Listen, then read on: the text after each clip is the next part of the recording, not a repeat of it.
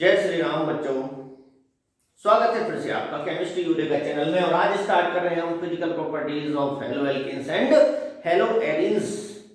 तो प्रभु श्री राम का नाम लेके हम स्टार्ट करते हैं। पहला है कलर। कलर की बात करें तो कलरलेस होते हैं, कलरलेस इन प्योर स्टेट। हाँ, लाइट का एक्सपोजर होता है तो कलर शो करते हैं। दूसरा है इसमें स्मेल की बात करें तो some volatile compounds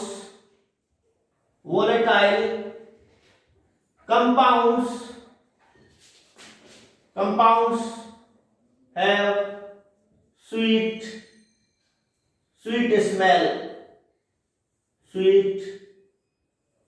smell. Third पे आता है physical state. Physical state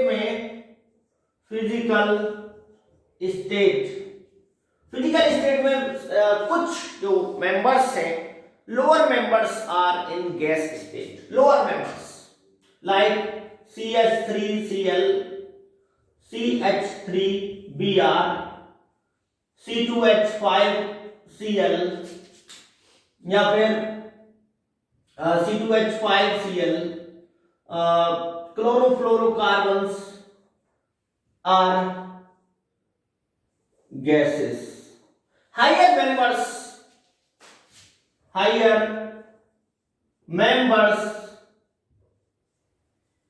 are in liquid or in solids. जो वैक्स लाइक सॉलिड बनते हैं, कार्बन चेन बड़ी होती चली जाती है, तो जैसे 20 कार्बन्स की चेन है तो उसमें क्या होगा, वंडरवाल फोर्स ज्यादा बनेगी तो लिक्विड या फिर सॉलिड स्टेट में वो चला जाता है। फोर्थ आता है आपका बॉइलिंग पॉइंट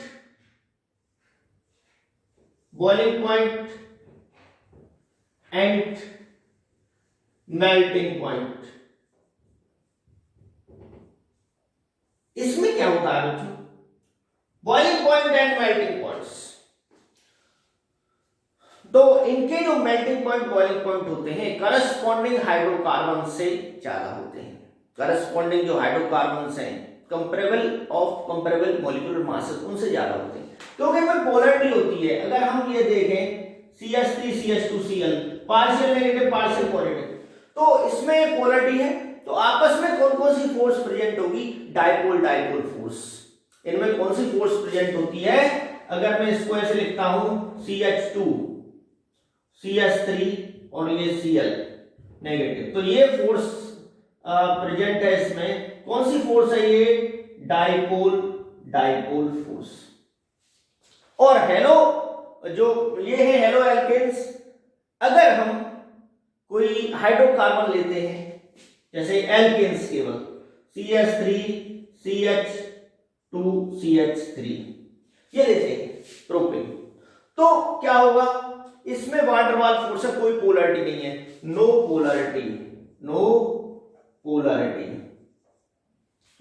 नहीं है, तो किसका बॉइलिंग पॉइंट या मेल्टिंग पॉइंट ज्यादा होगा, इसका ज्यादा होगा, इसका, क्योंकि इंटरेक्शंस जो है वो डाइपोल फोर्स हैं। तो हम कह सकते हैं boiling point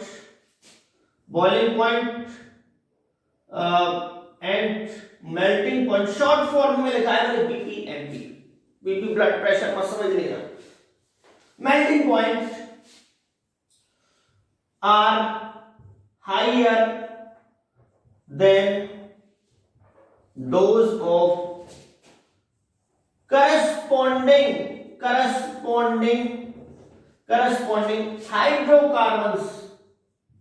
hydrocarbons of comparable molecular masses। या फिर आप और शॉर्ट करना चाहते हो तो करस्पॉन्डिंग को भी हटा सकते हो। ठीक है, तो बच्चों ये समझ में आ गया होगा, इसमें कोई पोलरिटी नहीं है, केवल वांडरवाल फोर्स होती है। इसमें कौन सी फोर्स है? Van der Waal, weaker van der Waal forces, weaker van der Waals forces, ठीक, फोर्सेस, ठीक है बच्चों, ये हो गया। तो अब देखते हैं उसमें भी, क्योंकि हेलो एल्केन्स आइडो एल्केन्स भी हो सकते हैं, ब्रोमो एल्केन्स भी हो सकते हैं, फ्लोरो एल्केन्स, सबसे ज्यादा किसका होता है? तो यहां पर आइडो एल्केन्स का ज्यादा होता है और RF इसका ज्यादा होता है, यहाँ आइडो एल्केन्स का, फिर ब्रोमो एल्केन्स, क्योंकि यहां साइज बढ़ रहा है तो ज्यादा बड़ी चीज को बॉयल करने के लिए या मेल्ट करने के लिए ज्यादा एनर्जी चाहिए। Clear?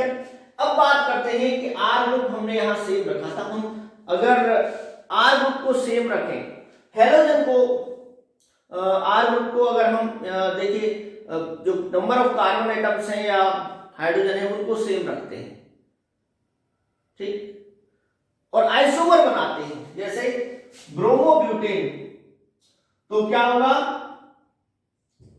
CH3 CH2 CH2 CH2Br, ठीक।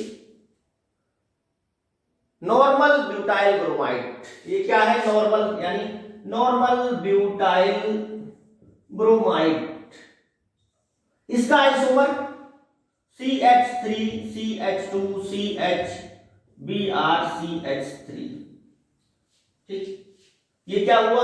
Isobutyl bromide, CH3 CH iso नहीं है, सेकेंडरी आइसो में क्या होता है?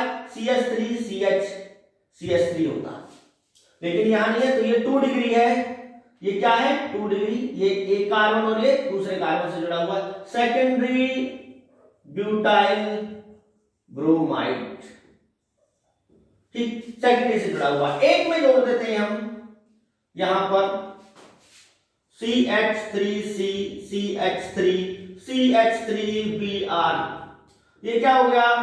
टर्शरी या नियो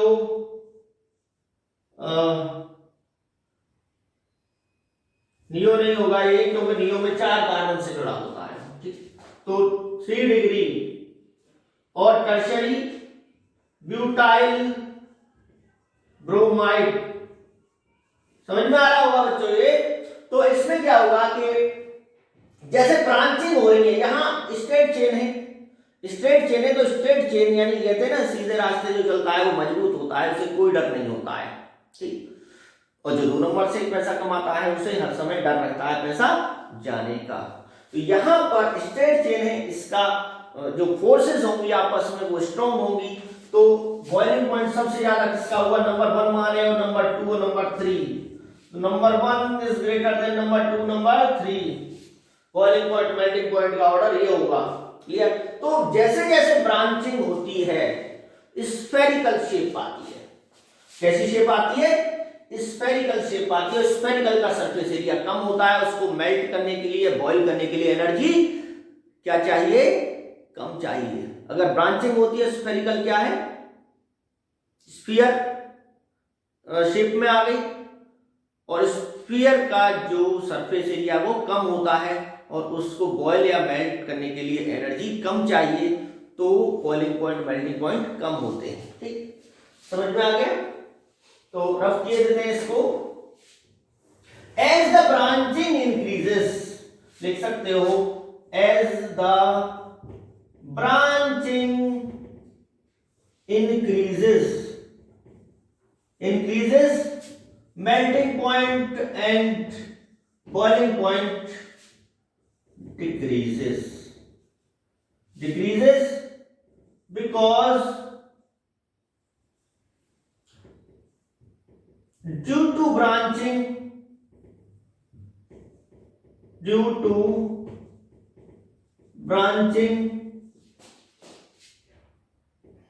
it acquire spherical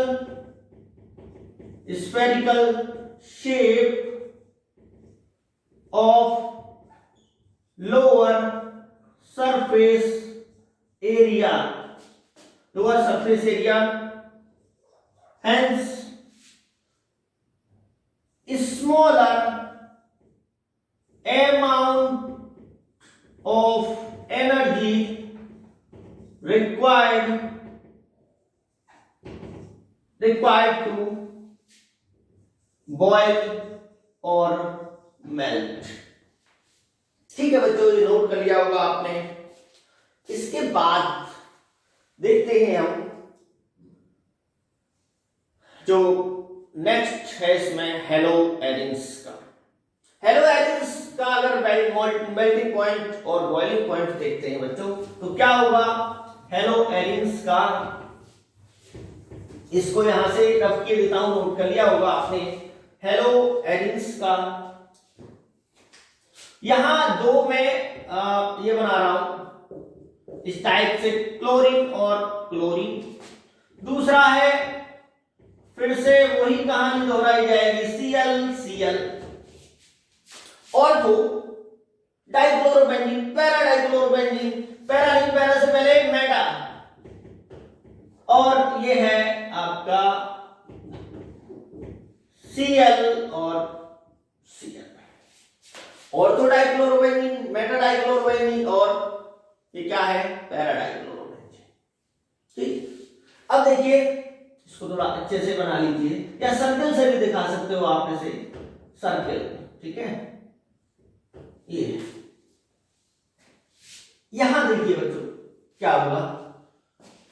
अगर हम बच्चों यहां पर कंपैरिजन करते हैं इनका हेलोजेंस का, तो इसका जो बॉइलिंग पॉइंट है इसमें ज्यादा डिफरेंस नहीं है। इसका है 453 केल्विन, 446 केल्विन, 448 केल्विन। यहां 256 केल्विन, 249 केल्विन और 323 केल्विन। देखिए यहां जो डिफरेंस है वो ज्यादा है, तो बॉइलिंग पॉइंट का कोई ज्यादा असर नहीं है। यहां पे लगभग सेम है 323। ये जो बढ़ा है ये किसकी वजह से, पैकिंग की वजह से। तो पैरा डाइक्लोरोबेंजीन में क्या होता है, क्रिस्टल में जो पैकिंग होती है, क्योंकि सॉलिड स्टेट में आ गया, मेल्टिंग पॉइंट किसका निकालते हैं, जो सॉलिड स्टेट में होता है। तो यहां पर इन पैरा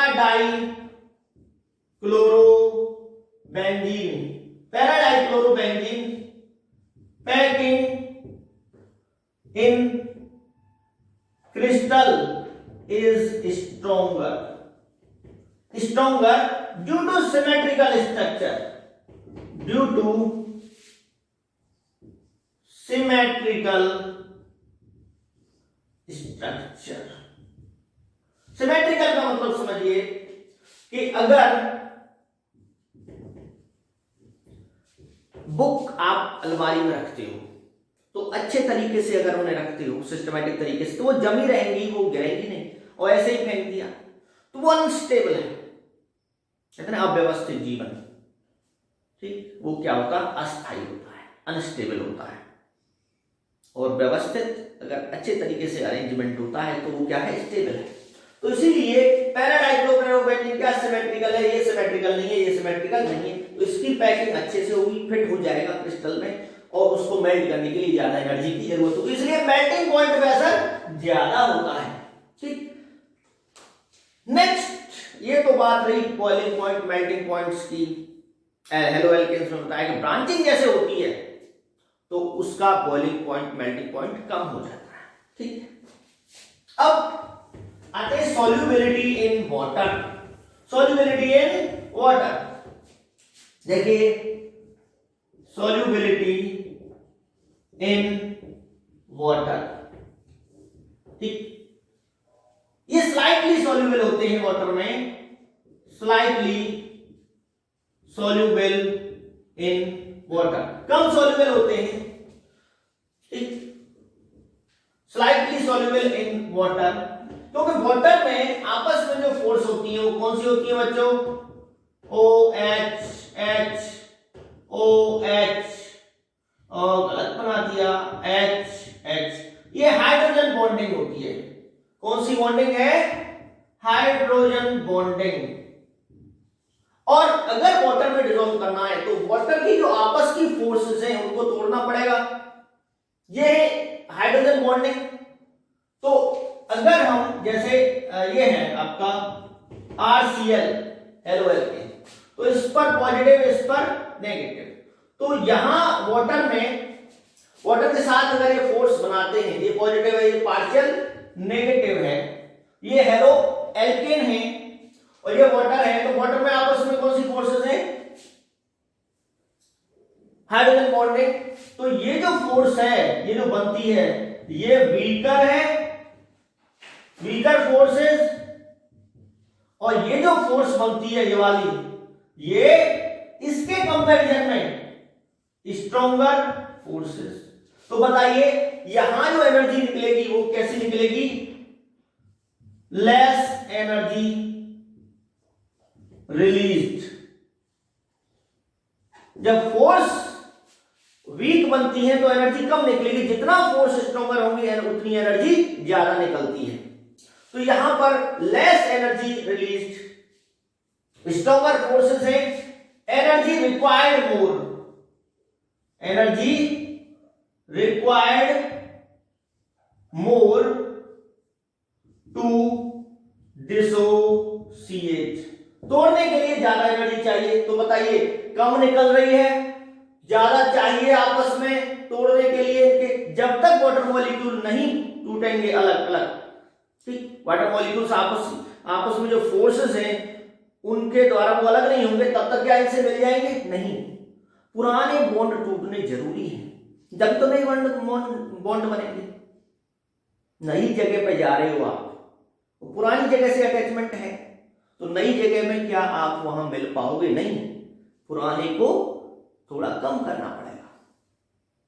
तो वाटर मॉलिक्यूल्स का जो आपस का फोर्सेस है वो कब कम होगा तभी तो वो मिल पाएगा इसमें, इसीलिए ये कम सॉल्युबल होते हैं। समझ में आ गए बच्चों? ठीक है, तो क्या लिखेंगे इसमें? Forces between water and halo alkanes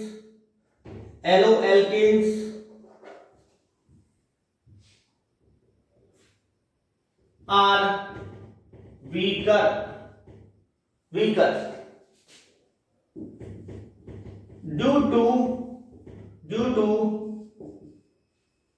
due to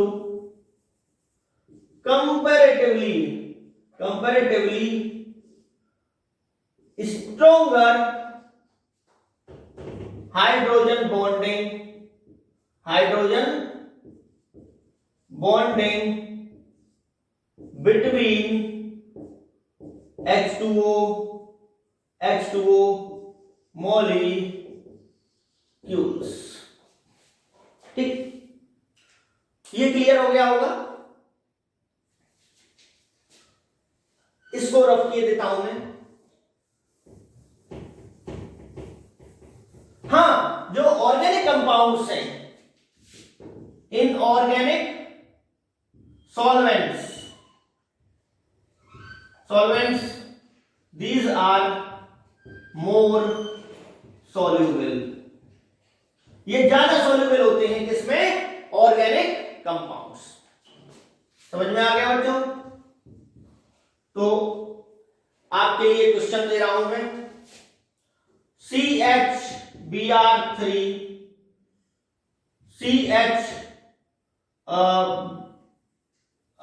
2Br2 CH4 और यहां पर CH3Br। इसमें बॉइलिंग पॉइंट का ऑर्डर आपको अरेंज करना है। ठीक, ये क्वेश्चन है आपके लिए, बॉइलिंग पॉइंट का ऑर्डर बताना है। बॉइलिंग पॉइंट सबसे ज्यादा किसका होगा? ठीक, और डेंसिटी का अगर हम देखें तो डेंसिटी भी जितना ज्यादा मास होता है उसकी डेंसिटी ज्यादा होती है। यहां अगर डेंसिटी की बात करें तो सबसे ज्यादा मॉलिक्यूलर वेट इसका है, क्योंकि 3 Br है, यहाँ 2 Br है, यहाँ 1 Br है, तो सबसे ज्यादा किसका हुआ, डेंसिटी किसकी ज्यादा हुई, इसकी ज्यादा होगी। Number 1, number 2, number 3, number 4। Boiling point melting point का मैंने आपको बताया है कि अगर उसके डेरिवेटिव बना रहे हो आप, तो जितना ज्यादा मॉलिक्यूलर वेट होगा उसका उतना ज्यादा होगा बॉइलिंग पॉइंट। तो सबसे ज्यादा बॉइलिंग पॉइंट किसका हुआ, यहां नंबर 1, नंबर 2, नंबर 3 और नंबर 4। तो बच्चों इसको आप रिवाइज करना, ठीक। बॉइलिंग पॉइंट का ऑर्डर हो गया, ऑर्डर ऑफ बॉइलिंग पॉइंट, ठीक। तो बच्चों हमने ये आज फिजिकल प्रॉपर्टीज ऑफ एलओएल इन हेलोएरिन पढ़ा, ठीक। नेक्स्ट वीडियो में हम जो कराएंगे आपको वो है जो SN1 SN2 रिएक्शंस होती है, न्यूक्लियोफिलिक सब्स्टिट्यूशन रिएक्शंस कराएंगे। देखते रहिए वीडियो हमारे, ठीक है। जय श्री राम। वीडियो को लाइक कीजिए, शेयर कीजिए और रिवाइज करते रहिए। थैंक यू बच्चों।